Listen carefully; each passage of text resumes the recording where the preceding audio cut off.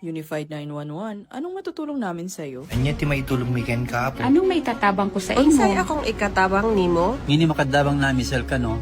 Sa anumang wika o dialekto, may tulong na darating sa iyo.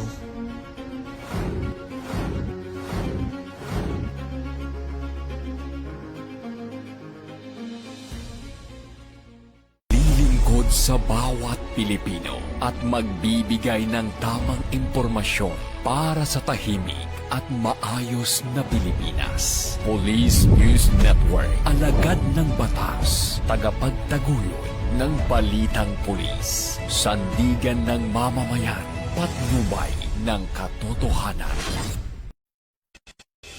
La Campo Crame, maghahatid ng pinakahuling kaganapan at nagbabagang balita. Ito ang PNN Police News Network. At ngayon, ang inyong mga tagapagbalita.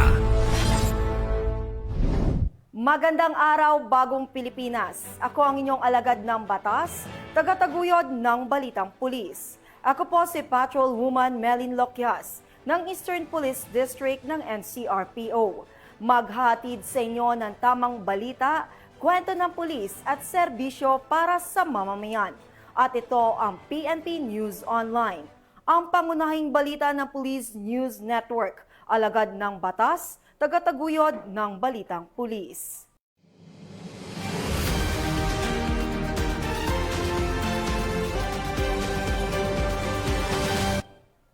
Narito ang mga balitang hatid ng ating PNN correspondents mula sa iba't ibang panig ng bansa.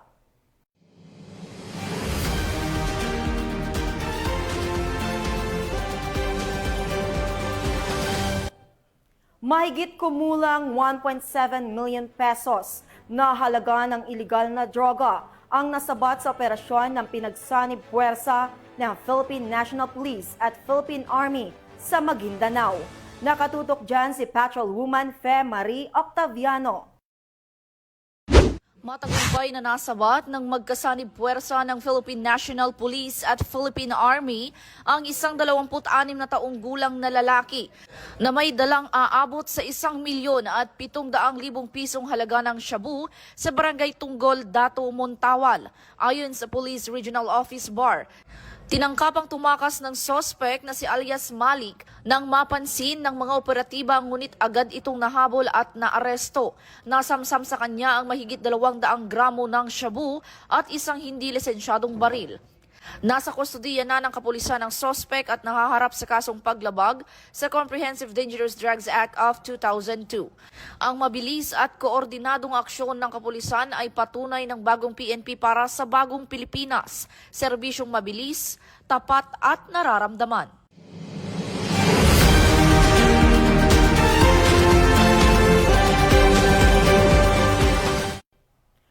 Bunga ng matagumpay na operasyon ng Police Regional Office 3, arestado ang 244 na individual at aabot sa mahigit kumulang 4.35 million pesos na halaga ng ipinagbabawal na gamot ang nasabat sa kanilang isang linggong operasyon.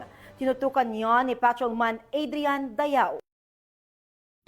Na operasyon ng Police Regional Office 3, umabot sa 244 katao ang naaresto sa Central Luzon habang mahigit 4 na milyong pisong halaga ng ilegal na droga ang nasamsam sa loob ng isang linggong operasyon. Ayon sa Police Regional Office 3, nagsagawa sila ng 169 anti-illegal drug operation na nagresulta sa pagkakakumpiska ng mahigit 600 gramo ng shabu at 60 gramo ng marijuana. Nadakip din ang 30 individual dahil sa paglabag sa firearms law kung saan 42 baril ang na-recover at 5 ang kusang isinuko. Samantala, 165 wanted person kabilang ang 39 most wanted ang nahuli sa iba't ibang operasyon.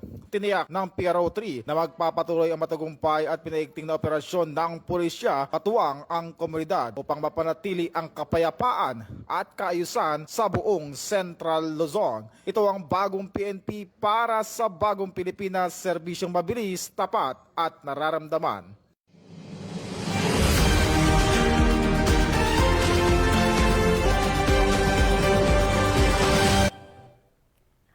Tinatayang 7 million pesos na halaga ng smuggled na sigarilyo ang nadiskubre sa isang delivery truck sa Davao del Sur. Ibabalita yan ni Patrolman Edwin Baris. Ng Philippine National Police Highway Patrol Group na may ilang matataas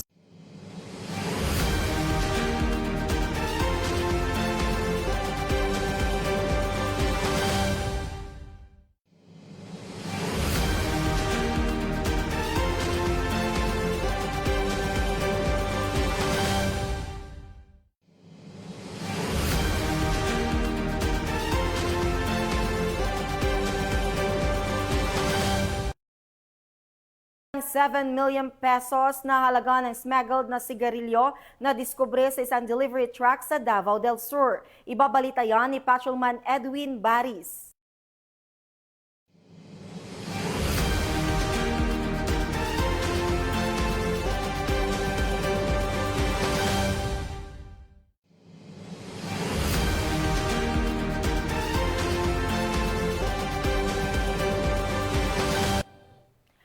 PNP Highway Patrol Group, binuwag ang sindikato ng smuggled na sigarilyo, mga sangkot at protektor nito, pinaimbestigahan. Magbabalita din si Patrolwoman Fe Marie Octaviano. ng Philippine National Police Highway Patrol Group na may ilang matataas na opisyal ng security forces na iniuugnay sa bilyong pisong iligal na kalakalan ng sigarilyo. Kasunod ng pagkakaaresto sa 7 dayuhang sangkot at pagkakasamsam ng mahigit 129 na milyong pisong halaga ng kontrabando sa Quezon City at Valenzuela. Ayon kay HPG Director Police Brigadier General Hansel Marantan, patuloy ang masusing investigasyon upang matukoy ang mga tunay na financer at sino mang nagbibigay ng proteksyon sa iligal na gawain.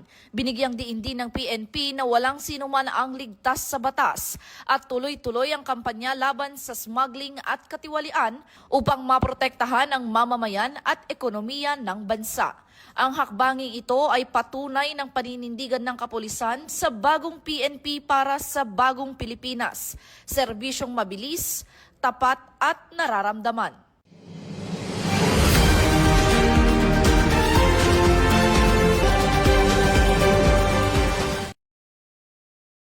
Million pesos na halaga ng smuggled na sigarilyo na diskubre sa isang delivery truck sa Davao del Sur. Ibabalita yan ni Patrolman Edwin Baris. Kasama ng mga otoridad ang tinatayang 7 million pesos na halaga ng hinalang smuggled na sigarilyo matapos makumpiska sa isang delivery truck sa barangay Kamankiles, bayan ng Matanao, Davao del Sur. Ayon kay Regional Director ng Police Regional Office 11, Police Brigadier General Leon Victor Rosete, napansin ng mga tauhan ng Regional Special Operation Group 11 ang isang bukas at walang taong Isuzu 6-wheeler wing van na nakaparada sa gilid ng kalsada habang sila'y pauwi mula sa isang operasyon. Sa inspeksyon, nadiskubre ang 140 master cases ng iba't ibang brand ng sigarilyo na itinago sa ilalim ng mga nyog. Lumabas din ang mga sigarilyo ay walang kinakailangang graphic health warnings. Nasamsam din ang nadiskubring delivery truck. Ang lahat na nakuhang ebidensya ay nasa kustodiya na ng RSOG 11 at ipapasa sa Bureau of Customs para sa dokumentasyon at wastong disposisyon. Patuloy ang investigasyon upang matukoy ang mga responsable sa krimen.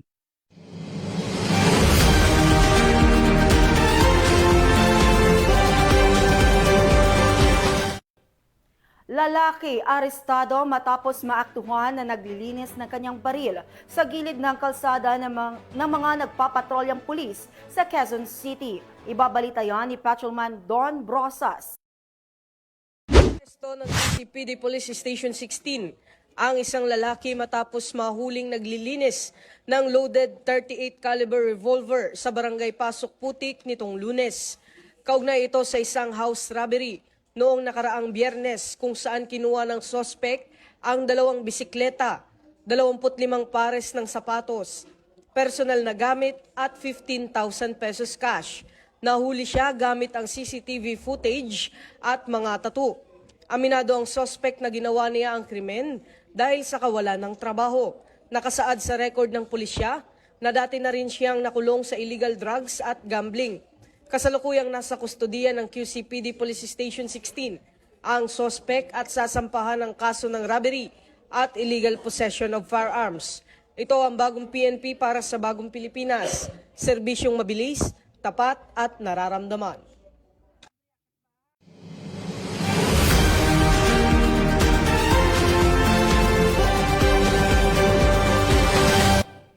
Mahigit 2 milyong piso na halaga ng iligal na droga na sabat sa 3 high-value individual drug suspect sa isinagawang buy-bust operation ng mga otoridad sa La Paz, Iloilo. Patrolwoman Jolibel Alvior sa report.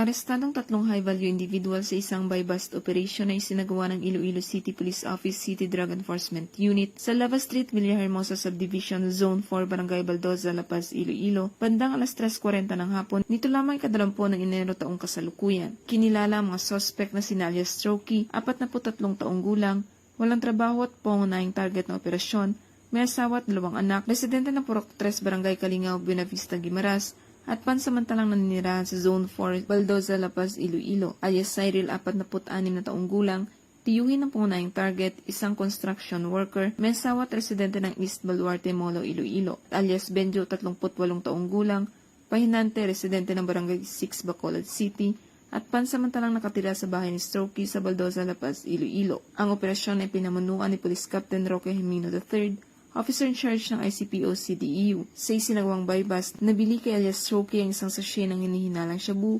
gamit ang 14,000 pesos na marked money. Bukod dito, nakumpiska rin ng 4 pang pakete at 3 knot-tied na iligal na droga na nakalagay sa loob ng isang microphone case na natagpuan sa ibabaw ng isang mesa. May kabuang bigat na humigit kumulang 360 gramo ang mga nakuhang iligal na droga na may tinatayang standard drug price na 2,448,000 pesos. Sa kasalukuyan nakakulong mga suspect sa Iloilo City Police Station 2 at naharap sa kasong paglabag sa Republic Act 9165 o ang Comprehensive Dangerous Drugs Act of 2002. Patuloy na ipinapatupad ng Iloilo City Police Office ang mahigpit na kampanya laban sa iligal na droga bilang bahagi ng kanilang tungkulin sa pagpapanatili ng kapayapaan at kaayusan sa komunidad. Mula dito sa Police Regional Office 6, ako ang inyong Police News Network Correspondent, Patrolwoman Jolibel Alvior, alagad ng batas sa tagataguyod ng Balitang Pulis.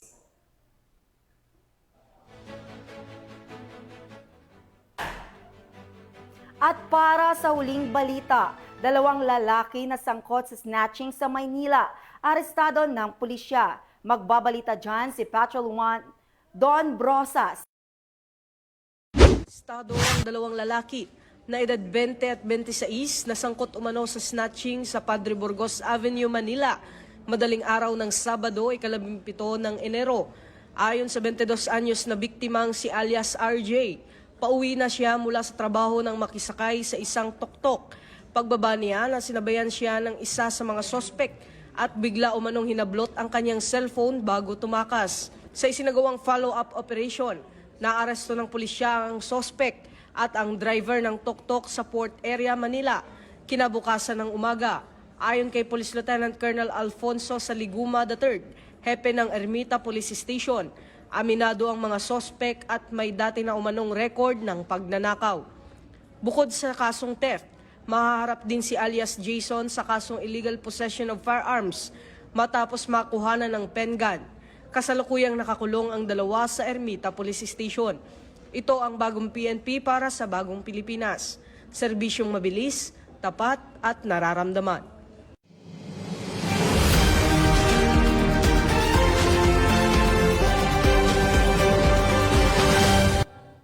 At yan ang nakalap na balita ng ating mga PNN correspondents mula Luzon, Visayas at Mindanao. Sa ngalan ng pamunuan ng Philippine National Police, sa pangunguna ni Acting Chief PNP, Police Lieutenant General Jose Melencio Nartates Jr. at sa pamumuno ni President Ferdinand Bongbong Marcos Jr., kami ay maglilingkod sa bawat Pilipino at magbibigay ng tama at balanseng balita. Mula rito sa tanggapan ng tagapag-ugnay ng pambansang pulisya, kami ang inyong alagad ng batas, tagataguyod ng Balitang Pulis. Ako ang inyong tagapag-ugnay, Patrolwoman Melin Loquias ng Eastern Police District ng NCRPO. Maghatid ng tamang balita, kwento ng pulis at serbisyo para sa mamamayan. At ito ang PNP News Online. Ito ang bagong PNP para sa bagong Pilipinas. Serbisyong mabilis, tapat at nararamdaman.